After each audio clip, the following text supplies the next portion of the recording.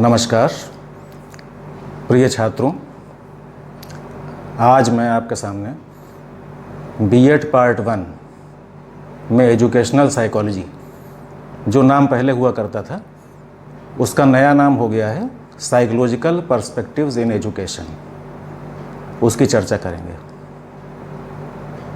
जो छात्र बीएड करता है उसके लिए कुछ नया होता है, क्योंकि उसने एमए, एमएससी, एमकॉम कुछ कर रखा है। बीएड चूँकि ट्रेनिंग प्रोग्राम है, इसलिए इसमें कुछ ऐसी चीज़ें आती हैं जो उसके लिए बिल्कुल नई होती हैं। तो मेरा मानना है कि थोड़ा सा मैं एक रास्ता बता दूं अपने नए छात्रों के लिए, कि उनको लगे कि ये ट्रेनिंग प्रोग्राम हमारे लिए बहुत ही फ्रूटफुल होगा। तो जैसा कि सिलेबस अगर आप देखेंगे तो उसके अंदर कंपलसरी पेपर आपके 3 हैं: philosophical perspective of education, sociological perspectives of education and psychological perspectives of education. तो आज हम लोग जो चर्चा करेंगे वो साइकोलॉजिकल पर्सपेक्टिव्स ऑफ एजुकेशन पर। अब देखिए, पर्सपेक्टिव क्या होता है, व्हाट इज़ पर्सपेक्टिव,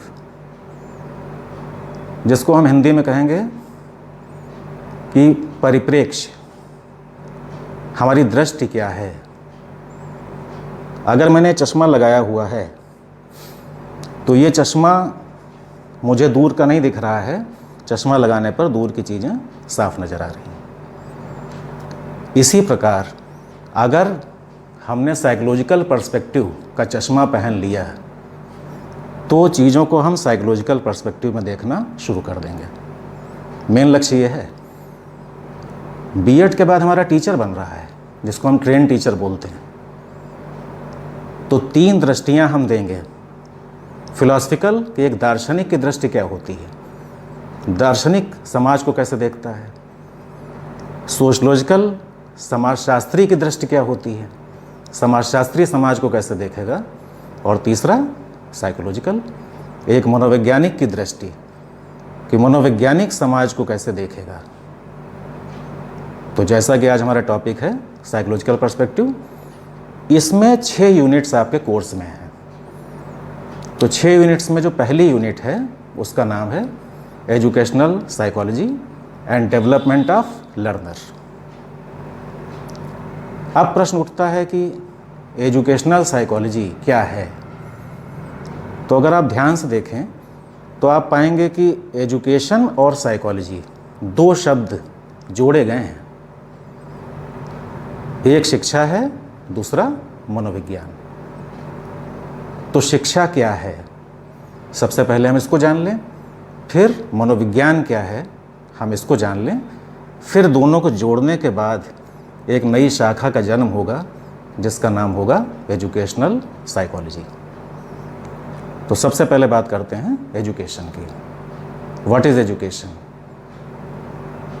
तो किसी चीज़ को जानने से पहले आवश्यक होता है कि हम ओरिजिन पर जाएं, उसके इतिहास में जाएं। तो एजुकेशन का इतिहास क्या है, इसका ओरिजिन क्या है, कहाँ से शब्द आया। तो लैटिन भाषा में ई प्लस ड्यूको 2 शब्द हैं।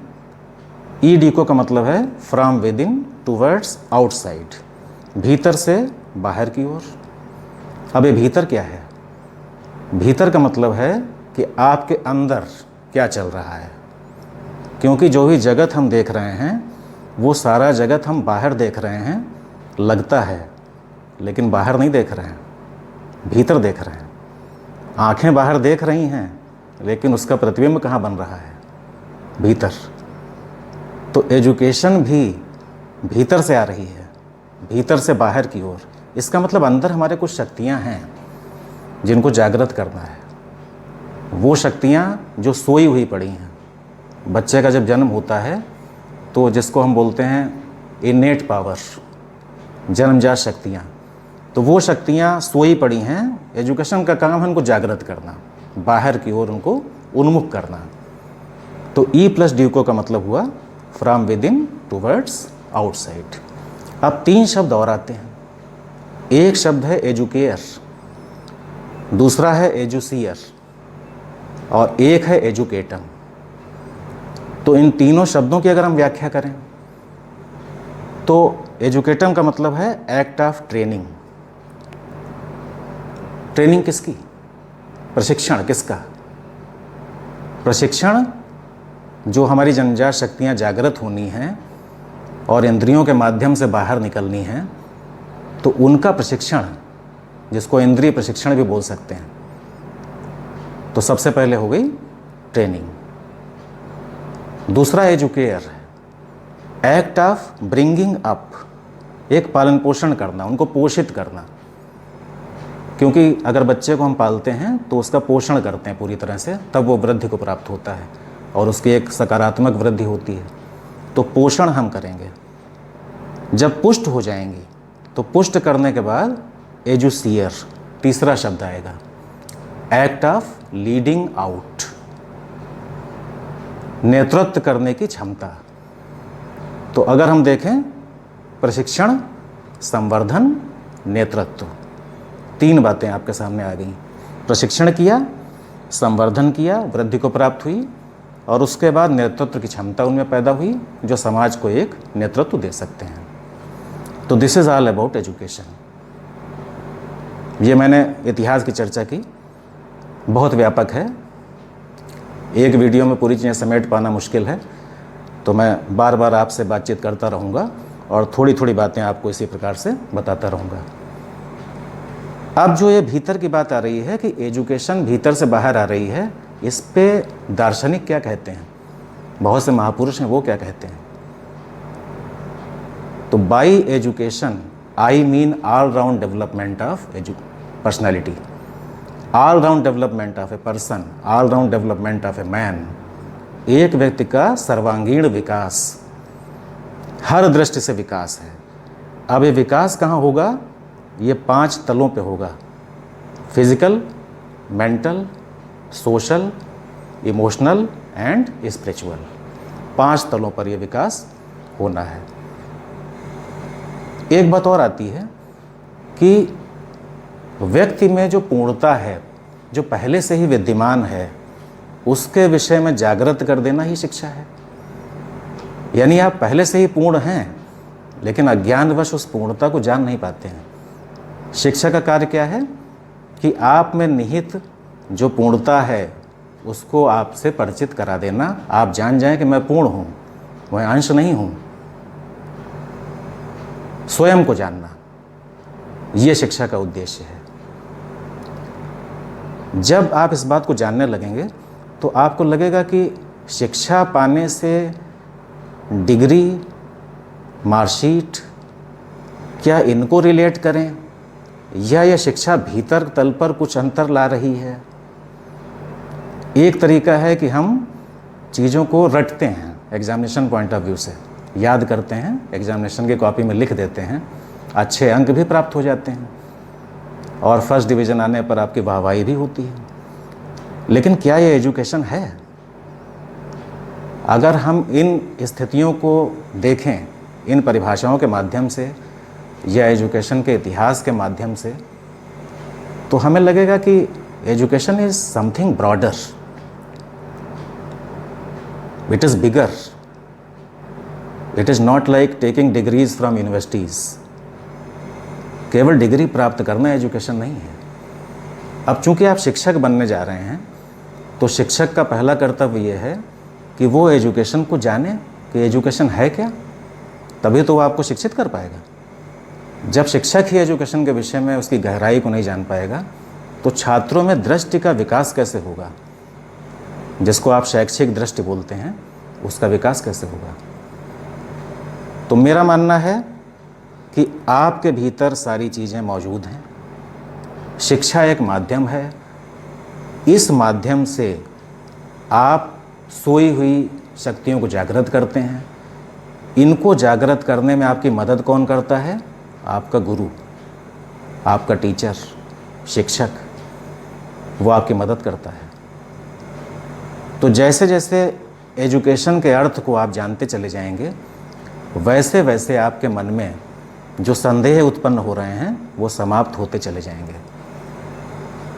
स्वयं को जानना एजुकेशन का मुख्य लक्ष्य है। कहा जाता है सा विद्या या विमुक्त ये। Education is that which liberates. Education क्या है? जो आपको मुक्ति प्रदान करे। मुक्ति किससे? जो बंधन है उससे मुक्ति है। मुक्ति का अर्थ बहुत ही व्यापक अर्थों में देखना आवश्यक होगा। जीवन चक्र से मुक्ति, जीवन मरण से मुक्ति, आवागमन से मुक्ति, विषय वासनाओं से मुक्ति। क्योंकि हम इस धरती पर जो आए हैं तो हम बंधन में जकड़े हुए हैं। इस बंधन को तोड़ना है। इस बंधन को तोड़ना ही शिक्षा है।